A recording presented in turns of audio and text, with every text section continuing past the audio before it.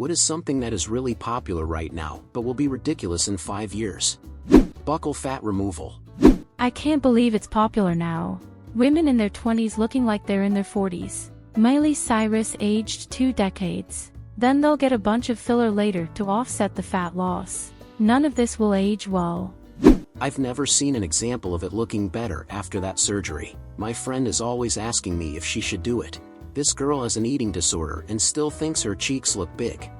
I had a friend with an eating disorder. She posted a pic when she was hospitalized, and her face looked like a skull with skin stretched across it. At this time, she was removing her 4 tubes, not sure what exactly, because she thought it was making her fat. Luckily, she's recovered and has maintained a healthy weight for years. Body dysmorphia is sad.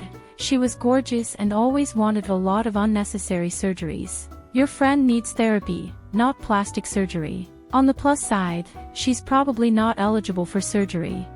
Reaction videos where it's literally just someone pointing and nodding at a video.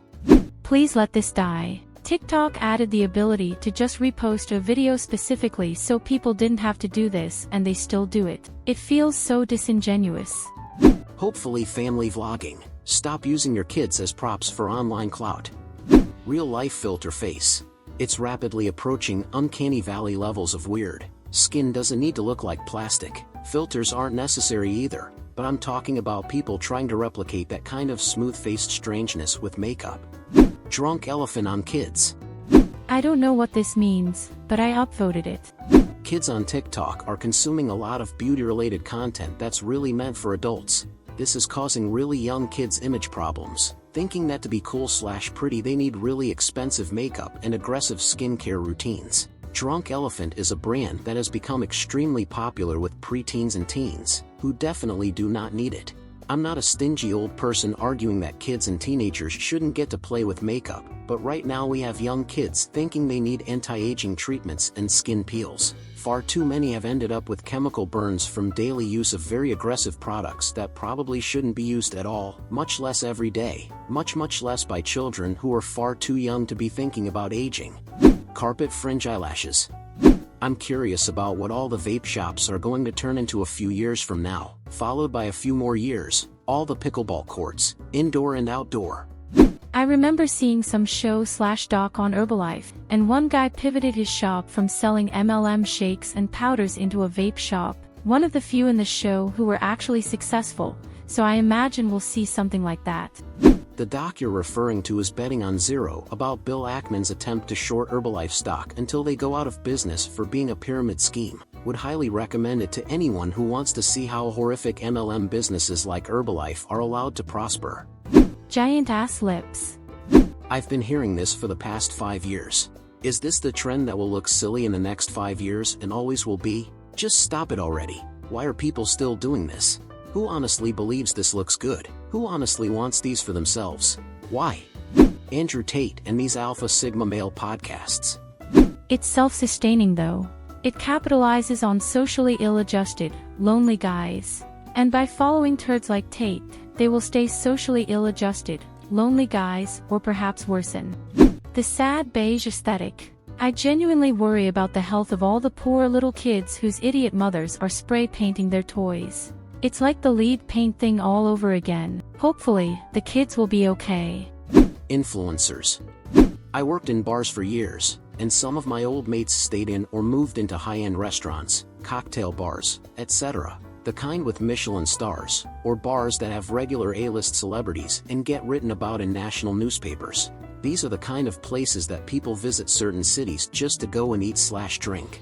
Some are globally famous, but they'll always get emails from random students with like 3K followers demanding free meals or cocktails, etc., to feature them. The implication as well is that if they say no, said influencer might trash talk them or give bad reviews, etc. A handful of the very exclusive London bars just got around it by saying phones aren't allowed. If you need to make a call, etc., you have to get up and go outside. No exceptions. Break the rules, and security will literally take it off you and or throw you out. That means the only pictures of the bar are the ones they've brought in photographers for. The only way to experience the bar is to come in and see for yourself. AI. Don't get me wrong, people love it right now. It's just, I look at the Google ads saying we can doctor your photos now in real time. Just look how high we can make it look like you jumped with the basketball. You're the next LeBron James, and I wonder how soon will that stuff end up either in court or abused in court. We're just coming full circle. People are going to relearn that you can't trust anything you see on the internet. It'll be alright. There have always been gullible people. Just don't be one of them. AI has the potential to be used for all sorts of amazing things. But as has always been the case, people will try to abuse it. That doesn't mean that we should full stop on it. Oh, fans. In my opinion, it will be a lot less popular due to AI. Those stupid TikTok public pranks where people get harassed or hurt or property is destroyed. I don't know how these became popular, but I loathe them. 99% of these streamer kids are going to really regret putting so much content into the world. When people stop hitting the like and subscribe button, and they can't make money off of people watching them play video games or reacting to other people's videos, and they need to get real jobs, a lot of them will have serious difficulty doing so. Brazilian butt lifts, please. I love a nice ass, but it's gotta be a natural nice ass that looks like you've been in the gym, not at the plastic surgeons. The difference is night and day. I get it, ladies, squats are hard, but muscles on your ass look way better than fat injections ever could. It looks as bad as dudes with synthol injected into their muscles. And well, friends, that was all for today's video. If you enjoyed it, let me know with a thumbs up so that YouTube can share these stories with more people. Remember to hit the bell icon to be the first to know when we upload a new video. See you next time.